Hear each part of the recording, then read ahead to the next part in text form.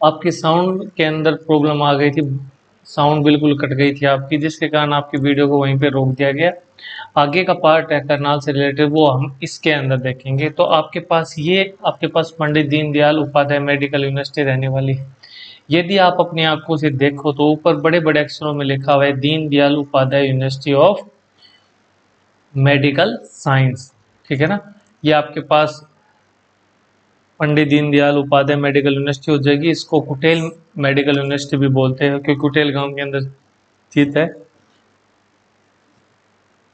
753 करोड़ की लागत में बनी है यूनिवर्सिटी, ठीक है ना। और आगे बात करें, अगली यूनिवर्सिटी आपके पास हो जाएगी महाराणा प्रताप बागवानी यूनिवर्सिटी। इसका आपके बड़े बड़े अक्षरों में लिखा हुआ Maharana Pratap horticulture university. Gate की फोटो है हमारे पास, अंदर की फोटो नहीं मिली हमें। अंजन थली के अंदर, करनाल के अंदर हो जाएगी आपकी। अगली आपके पास हो जाएगी कल्पना चावला मेडिकल कॉलेज, ठीक है ना। लिखा हुआ Kalpana Chawla medical college and hospital Karnal, ठीक है ना। ये आपके पास कल्पना चावला मेडिकल कॉलेज हो जाएगा। आगे बात करें अन्य शिक्षण संस्थानों की, तो आपके पास सैनिक स्कूल होगा, ठीक है ना, जो कुंजपुरा करनाल के अंदर स्थित है। स्थापना कब हुई इसकी? 1961 में हुई। और ये जो सैनिक स्कूल था, ये हरियाणा का क्या रहने वाला है? प्रथम सैनिक स्कूल रहने वाला है आपके पास, ठीक है ना। ये आपके पास प्रथम सैनिक स्कूल रहने वाला है। उसके बाद बात करें जवाहर नवोदय विद्यालय की, तो संगरा गांव के अंदर स्थित रहने वाला है। अगला शिक्षण संस्थान आपके पास हो जाएगा centre of excellence for vegetable, जिसकी स्थापना आपके पास 2011 के अंदर घरोंडा गांव के अंदर हुई। और ये इजराइल देश है, उसके सहयोग से आपके centre of excellence for vegetables की स्थापना की गई। उसके बाद आपकी एनसीसी एकेडमी की बात करें, तो ये भी आपके घरौंडा के अंदर आईपुरा गांव के अंदर स्थित रहने वाली है, करनाल में, ठीक है ना। आप बोल सकते हो करनाल के अंदर, ठीक है ना। आगे बात करें माता प्रकाश और मूक बधिर आवासीय विद्यालय। मूक बधिर मतलब जो बोल नहीं सकते, ठीक है ना। आवासीय का मतलब जहाँ हॉस्टल की सुविधा उपलब्ध हो, वो होता है। तो माता प्रकाश कौर नाम से मूक बधिर आवासीय विद्यालय भी स्थित है, कहाँ पे? करनाल के अंदर। आगे बात करें हम सैनिक स्कूल की, तो देखो बड़े बड़े अक्षरों में आज साफ साफ लिखा है सैनिक स्कूल कुंजपुरा करनाल, ठीक है ना। तो ये आपके पास प्रथम सैनिक स्कूल रहने वाला है हरियाणा का, जिसकी स्थापना 1961 के अंदर करनाल के अंदर की गई, ठीक है ना। आगे बात करें अन्य शिक्षण संस्थान, तो एक आपके पास उद्यान प्रशिक्षण केंद्र हो जाएगा, जो उचाणी गांव के अंदर स्थित है। उसके बाद गन्ना प्रजनन केंद्र या प्रजनन संस्थान, जिसकी स्थापना 1932 के अंदर करनाल में की गई। उसके अलावा आपके पास CSSRI, ठीक है ना, तो सेंट्रल सोयल सोलिनिटी रिसर्च इंस्टीट्यूट या केंद्रीय मृदा लवणता अनुसंधान संस्थान, जिसकी स्थापना आपके पास 1969 के अंदर करनाल के अंदर की गई, ठीक है ना। उससे अगला आपके पास शिक्षण संस्थान हो जाएगा DWR। DWR का मतलब होता है डायरेक्टरेट ऑफ व्हीट रिसर्च, ठीक है ना, जिसकी स्थापना 1978 के अंदर की गई। उसके बाद पोल्ट्री प्रशिक्षण, ये आपका 21 दिन का प्रशिक्षण होता है। ये जो प्रशिक्षण केंद्र है नीला खेड़ी करनाल के अंदर स्थित हो जाएगा। आगे बात करें राष्ट्रीय पशु अनुवांशिकी संस्थान ब्यूरो, NBARGR, इसकी स्थापना आपकी 1985 के अंदर करनाल में हुई, ठीक है ना। नेशनल पशु अनुवांशिकी संस्थान ब्यूरो, ठीक है ना। आपके पास अगला क्या हो जाएगा? हरियाणा ग्रामीण विकास संस्थान, जिसकी स्थापना 1990 में नीलाखेड़ी गांव के अंदर, नीलोखेड़ी जो आपकी विधानसभा क्षेत्र है, ठीक है ना, और आरक्षित विधानसभा क्षेत्र आपका, उसके अंदर कोई आदर्श गांव है, वहां पर स्थापित किया गया है हरियाणा ग्रामीण विकास संस्थान को। कब बना? ये 1990 के अंदर, ठीक है ना। आगे बात करें, ये आपके पास CSSRI केंद्रीय मृदा लवणता अनुसंधान संस्थान रहने वाला है। लिखा भी हुआ है central soil salinity research institute, ठीक है। आगे हम बात करें DWR की, डायरेक्टरेट ऑफ व्हीट रिसर्च, ये भी आपका कहाँ पे रहने वाला है? करनाल के अंदर। आप यदि ध्यान से देखोगे तो DWR और यहाँ पे लिखा है डायरेक्टरेट ऑफ व्हीट रिसर्च, ठीक है ना। ये भी आपका कहाँ पे रहने वाला है? करनाल के अंदर। बात करें राष्ट्रीय पशु अनुवांशिकी संस्थान ब्यूरो, राष्ट्रीय पशु अनुवांशिकी संसाधन ब्यूरो जो आपका है, ये भी कहाँ पे स्थित रहने वाला है? करनाल के अंदर, ठीक है। आगे बात करें NDRI, national dairy research institute, जिसकी स्थापना आपके पास 1923 के अंदर बेंगलोर में की गई। उस समय इसको आप क्या कहते थे? Imperial animal husbandry and dairy research, ठीक है ना। उस समय इसको किस नाम से जाना जाता था, Amperian animal husbandry and dairy research के नाम से जाना जाता था। बाद में इसका नाम 1936 के अंदर बदलकर एम्पीरियल डेयरी रिसर्च इंस्टीट्यूट कर दिया गया, ठीक है ना। स्वतंत्रता के बाद, स्वतंत्रता मतलब 1947 के बाद इसका नाम बदलकर आपके पास NDRI मतलब नेशनल डेयरी रिसर्च इंस्टीट्यूट कर दिया गया। 1955 के अंदर बेंगलोर से इसको कर स्थानांतरित कर दिया, कहाँ पे, करनाल के अंदर। मतलब ये पहले बेंगलोर में था, बाद में इसको स्थानांतरित किया, कब किया गया, तो 1955 के अंदर बेंगलोर से कहाँ पे स्थानांतरित कर दिया गया, करनाल के अंदर स्थानांतरित कर दिया गया। बात करें 1989 के अंदर फिर जो आपका जो NDRI है, इसको एक डीम्ड यूनिवर्सिटी का दर्जा दिया गया, ठीक है। इसको डीम्ड यूनिवर्सिटी का दर्जा मिलने के जस्ट एक साल बाद इसने क्या किया, IVF से प्रथम IVF भैंस तैयार की, ठीक है ना। प्रथम क्या की, IVF भैंस तैयार की, ठीक है ना।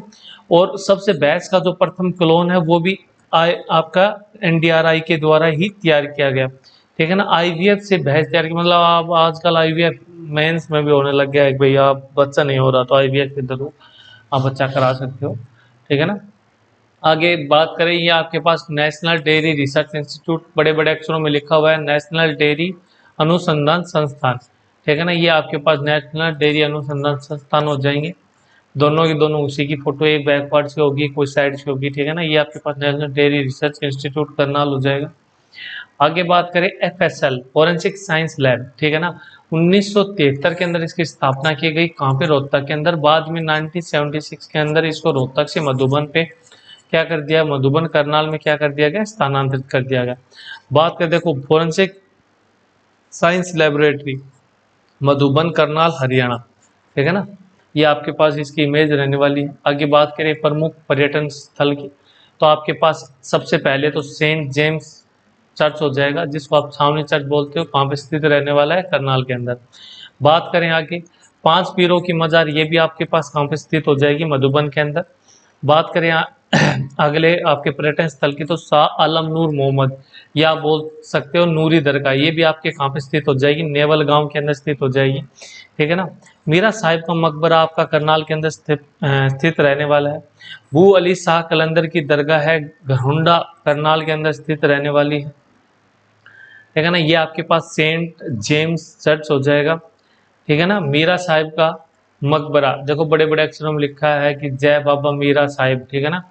अब जो इमेज आप देख रहे हो इनको ध्यान से देख लो, मीरा साहिब की इमेज आपने करनाल के अंदर पढ़ी है, ठीक है ना, तो आप भूलोगे नहीं इन चीजों को।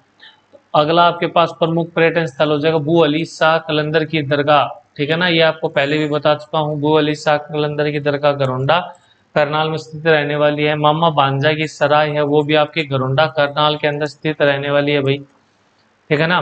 फिर कोहांड कोस मीनार है, वो भी आपके कहाँ पे स्थित रहेगी, करनाल के अंदर। चक्रवर्ती झील, ये आपके राज्यपाल हुए हैं, उनके नाम के ऊपर इसका नाम पड़ा है चक्रवर्ती झील। अच्छा, वीरेंद्र चक्रवर्ती उनके नाम पे इसका नाम पड़ा, क्या, जो एक राज्यपाल थे उनके नाम पे इसका नाम रखा गया इस झील का, चक्रवर्ती झील।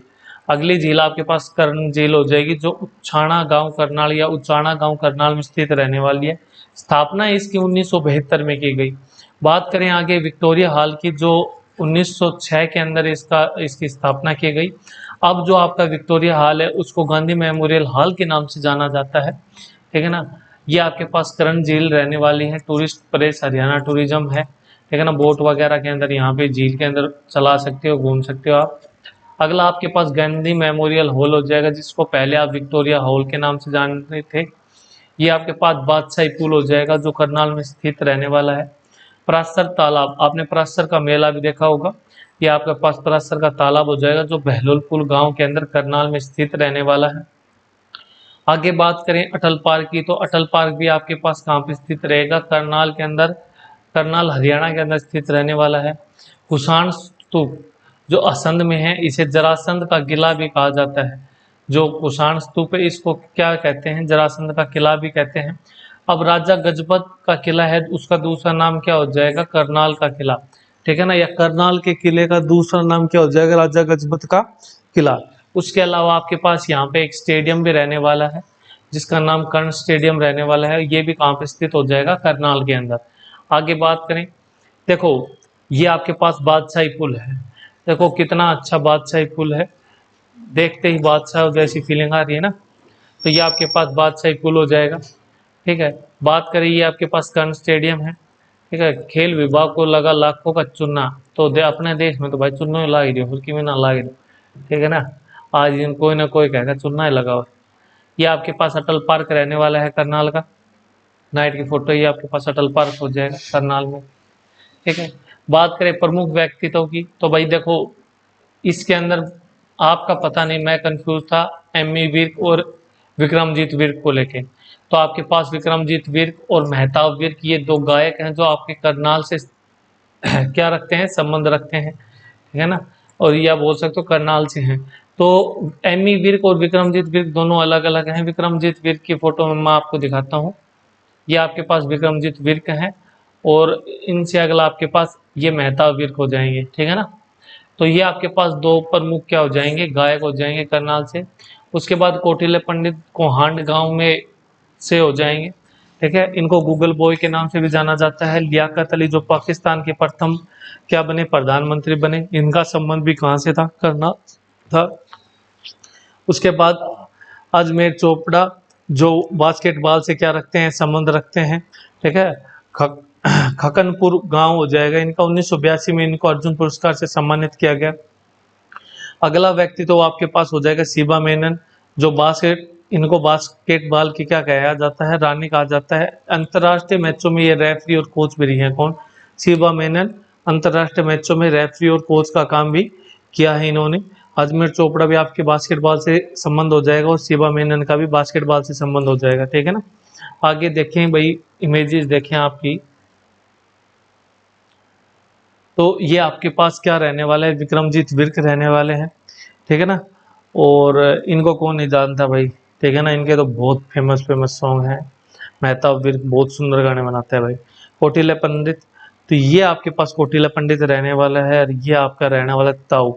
इस ताऊ की जो विकास की गति थी, इलेक्शन से पहले जो गति थी, माशाल्लाह क्या गति थी है, भगवान कसम कोई तोड़ नहीं उस चीज का। बहुत तेजी से इन्होंने जो नौकरियां दी, लेकिन अब जो ये सुस्त पड़े हैं क्या बताएं। ठीक है ना, इन महाशय को तो जानते होंगे, अपने हरियाणा के मुख्यमंत्री सैनी साहब।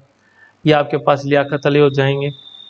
और गुलाब को देख के समझ जाओ जवाहरलाल नेहरू हैं, साइड आपके पास लियाकत अली बैठे हैं, पाकिस्तान के प्रथम प्रथम प्रधानमंत्री। ठीक है ना, जो हाथ ऊपर कर रहा है ये बॉडी बिल्डर सा दिख रहा है छोरा, ये छोरा है अजमेर चोपड़ा जो बास्केटबॉल से संबंध रखता है। ये आपके पास शिबा मेनन हो जाएगी भाई, इनकी इमेज हमने विकिपीडिया से उठाई। ठीक है ना, उसके बाद अन्य जो व्यक्तित्व हो जाएंगे, एक तो आपके पास अनीस बनवाला हो जाएंगे जो शूटिंग निशानेबाजी से संबंधित है। उसके बाद नवदीप सैनी जिसको तरावड़ी एक्सप्रेस के नाम से जाना जाता था, भारतीय क्रिकेटर हैं जो 229वें वनडे खिलाड़ी बने और 299वें टेस्ट खिलाड़ी बने। उसके बाद करें अश्विनी चोपड़ा जो लोकसभा सांसद और पंजाब केसरी के संपादक हो जाएंगे। ठीक है, तो ये आपके पास अनीस बनवाला हो जाएंगे जो शूटिंग से संबंधित है। आगे बात करें नवदीप सैनी, ये क्रिकेटर हैं। ठीक है ना, नवदीप सैनी का प्रदर्शन 11 ओवर 45 रन 3 विकेट, ये आपके पास नवदीप सैनी। ठीक है ना, ये आपके पास नवदीप सैनी, या बोल सकते हो तरावड़ी एक्सप्रेस भी बोल सकते हो इनको। ठीक है ना, रहने वाले हैं। अश्विनी चोपड़ा, ये तो मेरे को वो धुरंधर वाला वो लगता है भाई, नेता नहीं था वहां पे, मेरे बेटे क्या हुआ, वो है ये अश्विनी चोपड़ा, मिलती है मतलब उससे शक्ल है ना। वैसे ये अश्विनी चोपड़ा हैं, लोकसभा सांसद और आपके पंजाब केसरी के संपादक हो जाएंगे। ठीक है ना, आगे बात करें प्रमुख व्यक्तित्व की, तो अगला आपके पास प्रमुख व्यक्तित्व हो जाएगा कल्पना चावला जो स्पेस की रानी भी बोला जाता है इनको। ठीक है, इनके जन्म की बात करें तो 1 जुलाई 1961 को इनका जन्म हुआ। आधिकारिक रिकॉर्ड में 17 मार्च 1962 मानते हैं, लेकिन यदि किसी एग्जाम में पूछा जाए तो 1 जुलाई 1961 ही टिक करना है आपको। पहचान की बात करें तो ये प्रथम भारतीय महिला अंतरिक्ष यात्री थी। अब ये याद रखना, भारतीय तो दूसरी है ये, लेकिन महिला भारतीय पहली है। सिर्फ कहने का मतलब ये, प्रथम भारतीय महिला अंतरिक्ष यात्री, भारतीय महिला अंतरिक्ष यात्री, प्रथम भारतीय महिला। ठीक है ना, मतलब भारत की प्रथम महिला थी जो अंतरिक्ष में गई और दूसरी भारतीय रहने वाली है जो अंतरिक्ष में गई। ठीक है, क्योंकि पहला आपके पास कौन हो जाएगा, राकेश शर्मा हो जाएगा। बचपन का नाम इनका मोन्टू था, ठीक है ना। शिक्षा इन्होंने टैगोर बाल निकेतन करनाल में और बाद में पीयू चंडीगढ़ से एरोस्पेस इंजीनियरिंग की इन्होंने, ठीक है ना। विवाह विवाह बाद में फ्रांस चलेगी, वहां पे इन्होंने जीन पियारे हैरिसन एक फ्रांसीसी लड़के से शादी कर ली, ठीक है ना। कैरियर की शुरुआत इनकी 1994 में नासा में चयन हो गया इनका, और 3 साल बाद 1997 में इन्होंने अपनी पहली उड़ान भरी, ठीक है ना। पहली उड़ान भरी, दूसरी उड़ान के अंदर इनकी क्या हो गई, मृत्यु हो गई 1 फरवरी 2003 को कोलंबिया विमान दुर्घटना के अंदर। देखो, इसकी डेथ को याद करने का सबसे शॉर्टकट तरीका है 1 2 3, मतलब 1 तारीख दूसरा महीना 2003, ठीक है ना। ये आपके पास कल्पना चावला रहने वाली हैं भाई, और ये हमारा कंप्लीट होता है, ठीक है ना। तो आपको वीडियो कैसी लगी, यदि अच्छी लगी तो लाइक शेयर एंड सब्सक्राइब जरूर करें अपने दोस्तों के पास, कि नया चैनल आया है जिसके अंदर आपकी हरियाणा जीके करवाई जा रही है, और सब्सक्राइब करें भाई, ठीक है ना।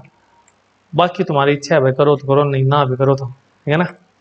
तो जय श्री राम, जय महाकाल दोस्तों।